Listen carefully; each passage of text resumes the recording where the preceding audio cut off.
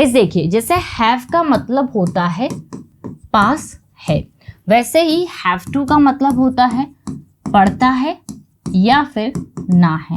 Having to का मतलब होता है हमें किसी काम को करना पड़ रहा है। हैव बीन टू का मतलब होता है होकर आ गया हूँ किसी जगह पर। हैव बीन V3 का मतलब होता है हमने किसी काम को किया गया है। और वैसे ही हैव ऑब्जेक्ट V3 का मतलब होता है हम किसी काम को करवाते हैं। सो गाइस, ये जो आपको स्ट्रक्चर है ना, ये देखने में एक जैसे लग रहे होंगे, लेकिन यकीन मानिए सारे के सारे स्ट्रक्चर अलग मीनिंग रखते हैं और इनके अलग ही सेंटेंसेस बनते हैं, इनकी अलग पहचान होती है। तो आज की जो क्लास है वो इसी पर बेस्ड है। मतलब हम हैव के सारे इंपॉर्टेंट यूजेस जो day to day life conversation में काफ़ी ज़्यादा यूज़ होते हैं वो सीखने वाले हैं। सो गाइस, हमेशा की तरह वीडियो काफ़ी इंपॉर्टेंट होने वाला है। अगर आप चाहते हैं कि इससे जुड़े सारे सेंटेंसेस आप सीखें तो वीडियो के एंड तक ज़रूर से बने रहिएगा। चलिए क्लास को स्टार्ट करते हैं, लेट्स बिगिन। अब गाइस एक एक करके सारे स्ट्रक्चर्स हम लोग देखेंगे, कुछ इजी भी है, कुछ डिफिकल्ट भी है और कुछ हो सकता है कि आप लोगों को पहले से भी आते हो। तो हमारा सबसे पहला स्ट्रक्चर जिसमें हम लोग हैज़ हैव के बाद में सीधा ऑब्जेक्ट लगा देंगे, ठीक है। कोई वर्ब नहीं है, हैज़ हैव के बाद आपको सीधा ऑब्जेक्ट लगा देना है, जिसका मतलब क्या निकलता है, पास है। कोई चीज़ हमारे पास होना, जैसे कि उसके पास पेन है, मेरे पास पैसे हैं, उसके पास लैपटॉप है, उसके पास बैग है, हमारे पास सब कुछ है। तो जब भी कुछ होता है हमारे पास, वहाँ सिंपल हम लोग हैज़ हैव यूज़ कर लेते हैं। देखिए एग्जांपल्स देखते हैं, जैसे शी हैज़ लॉन्ग हेयर, उसके बाल लंबे हैं। तो यहाँ पर आपको ये चीज़ ध्यान देनी है कि भले ही पास है नहीं आया, लेकिन है तो उसके ही बाल उसी के पास है, जिसमें कह सकती हूँ आई हैव टू आइज, मेरी 2 आँखें हैं। तो यहाँ पर भी पास से नहीं आया, मैंने ये नहीं कहा मेरे पास 2 आँखें हैं। तो जब भी ऐसे सेंटेंसेस भी आते हैं जिसमें पास से नहीं आता है लेकिन वो चीज़ उससे बिलोंग करती है, तो वहाँ पर आपको हैज़ हैव का यूज़ करना है। वैसे ही it has a long tail, इसकी लंबी पूंछ है। My brother has a bike, मेरे भाई के पास में एक बाइक है।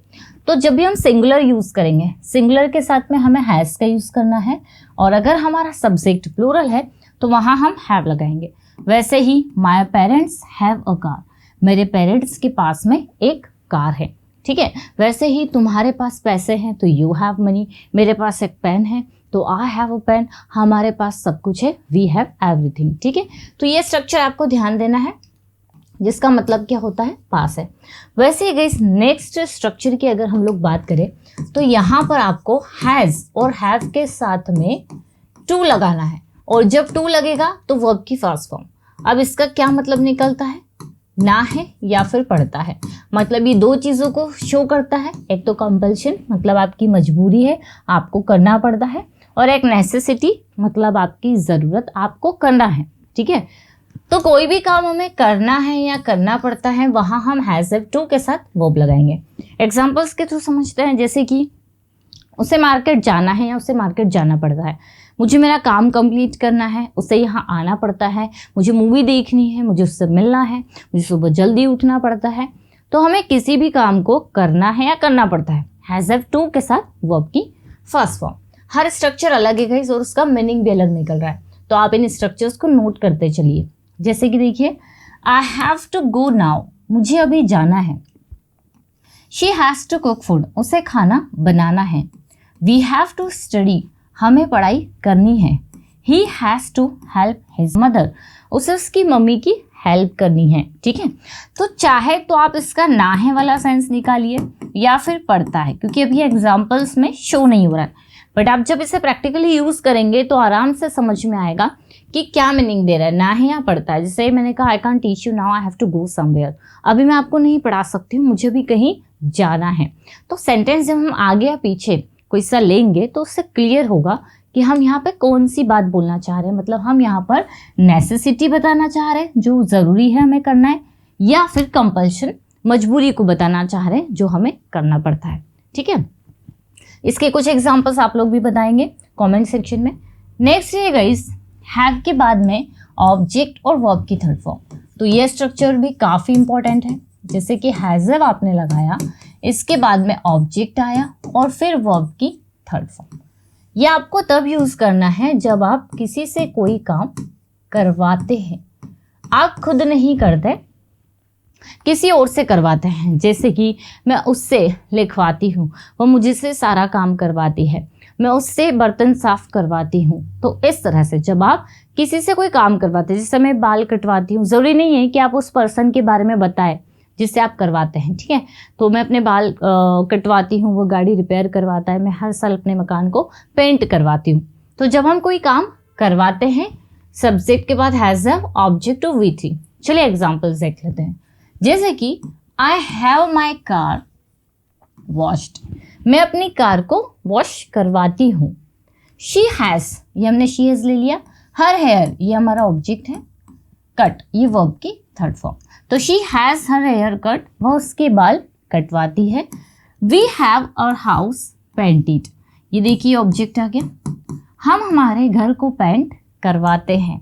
He has the work done by others, वह दूसरों से काम करवाता है, ठीक है। ही हैज़ द वर्क, ये हमारा ऑब्जेक्ट है, यहाँ पर डन आ गया वर्ब की थर्ड फॉर्म। बाय अदर्स मतलब वह उसका काम दूसरों से करवाता है। तो कोई भी काम हम करवाते हैं वहाँ पर आपको हैज़ ऑब्जेक्ट और वी थी, ये वाला स्ट्रक्चर फॉलो करना है। इसका गाइस कोई आप 2 या 3 सेंटेंसेस कमेंट करके ज़रूर बताएंगे। नेक्स्ट गाइस हमारे स्ट्रक्चर पर आ जाते हैं, जो कि है हैविंग टू।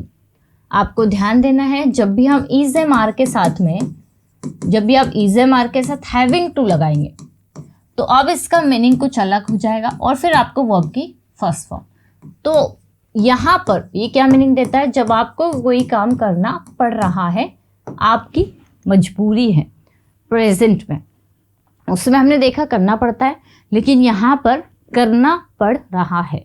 जैसे उसे इंदौर जाना पड़ रहा है, उससे लैपटॉप खरीदना पड़ रहा है, मुझे पैसे कमाने पड़ रहे हैं, ठीक है। तो इस तरह से कोई भी एग्जाम्पल देखते हैं। I am having to work late these days, मुझे इन दिनों, दीज डेज का मतलब क्या होता है, इन दिनों।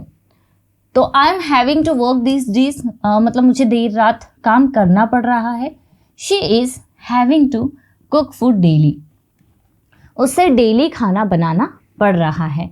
We are having to stay at home, हमें घर पर रुकना पड़ रहा है, घर पर ही ठहरना पड़ रहा है। They are having to take extra classes, उन्हें एक्स्ट्रा क्लासेस लेनी पड़ रही है, ठीक है। तो हमें किसी भी काम को करना पड़ रहा है, वहाँ इज एम के साथ में आ जाएगा having to. Next guys structure है हमारा, देखिए अगर आप लोगों ने पैसिव वॉइस पढ़े तो आपको ध्यान देना है कि जब भी पैसिव वॉइस हम लोग बनाते हैं परफेक्ट टेंस का, वहाँ पर हैज़ बीन आ जाता है और वर्ब की थर्ड फॉर्म। इसका क्या मीनिंग निकलता है, जब किसी काम को किया गया है या हम कह सकते हैं किया जा चुका है, ठीक है, किया जा चुका है। जैसे कि the work has been done, काम कर लिया गया है, काम हो चुका है, काम किया जा चुका है। अगर आप लोगों को पैसिव वॉइस आते हैं तो ये वाला स्ट्रक्चर बहुत अच्छे से आपको समझ में आएगा। गाइस एक और चीज़, मेरा 15 to 20 डेज का एक एडवांस्ड इंग्लिश का क्रैश कोर्स लॉन्च होने वाला है यूट्यूब पर, जो कि फ्री ऑफ कॉस्ट रहेगा, फ्री रहेगा। 15 to 20 क्लासेस में आपको एडवांस्ड लेवल की सारी चीज़ें मिलेगी। तो आप अगर चैनल पर नए हैं तो सब्सक्राइब ज़रूर कर लीजिएगा और जो पुराने वीडियोज़ है उसे भी आप एक बार ज़रूर देखिएगा। चलिए, तो पैसिव वॉइस अगर आपको आती है अच्छे से समझ में आएगा। The work has been done, काम कर लिया गया है। The room has been cleaned, room साफ कर लिया गया है। The food has been cooked, खाना बना लिया गया है। The letter has been sent, letter send कर दिया गया है, या हम कह सकते हैं कि लेटर भेजा जा चुका है, ठीक है। तो किसी भी काम को कर लिया गया है, जिससे कि हम कह सकते हैं कि खाना परोस दिया गया है, या फिर हम कह सकते हैं कि मोबाइल खरीद लिया गया है, उससे बुला लिया गया है। तो किसी काम का होना बताता है, इसमें सब्जेक्ट नहीं है। नेक्स्ट गाइस हमारा स्ट्रक्चर है हैव बीन टू, जिसका मतलब होता है हो आया हूँ, हो आया हूँ। मतलब यानी कि जब आप किसी प्लेस पर, किसी जगह पर होकर आ चुके हैं, जिससे हम लोग बोलते हैं ना कि मैं तो दिल्ली 2 बार होकर आ चुका हूँ, या फिर मैं तो ताजमहल होकर आ चुका हूँ, मैं इंदौर होकर आ गई हूँ। तो जब हम किसी प्लेस पर होकर आ चुके हैं, वहाँ पर हमें हैज़ बीन टू के साथ में उस प्लेस को ऐड कर देना है। जैसे आई हैव बीन, मतलब इसका जो स्ट्रक्चर रहेगा वो आपको ध्यान देना है। हैज़ बीन लगेगा, टू लगेगा और जो भी प्लेस की आप बात कर रहे हैं वो प्लेस आपको लगा देना है। तो I have been to Delhi twice, मैं 2 बार दिल्ली होकर आ गई हूँ। We have been to the Taj Mahal, हम ताजमहल होकर आ गए हैं। They have been to Mumbai recently, वे हाल ही में मुंबई होकर आ चुके हैं। You have been to my house before, तुम पहले मेरे घर होकर आ चुके हो। I have been to that restaurant once, मैं पहले उस रेस्टोरेंट होकर आ गया हूँ। ठीक है, तो जब भी हम कहीं होकर आ गए, जैसे वह इंदौर होकर आ गया है, he has been to Indore, subject के अकॉर्डिंग हम लोग हैज़ और हैव का यूज़ करेंगे, लेकिन बीन टू आपको लगाना ही है और फिर प्लेस आ जाएगा। क्लियर? तो गाइस ये कुछ ऐसे स्ट्रक्चर्स थे जो काफ़ी यूज़ आते हैं day to day life conversation में। इनका यूज़ करके आप काफ़ी सारे नए सेंटेंस बना सकते हैं। अगर इसी से रिलेटेड मतलब हैज़ इफ से रिलेटेड कोई और नया स्ट्रक्चर आपको आता है तो कमेंट करके ज़रूर बताइएगा।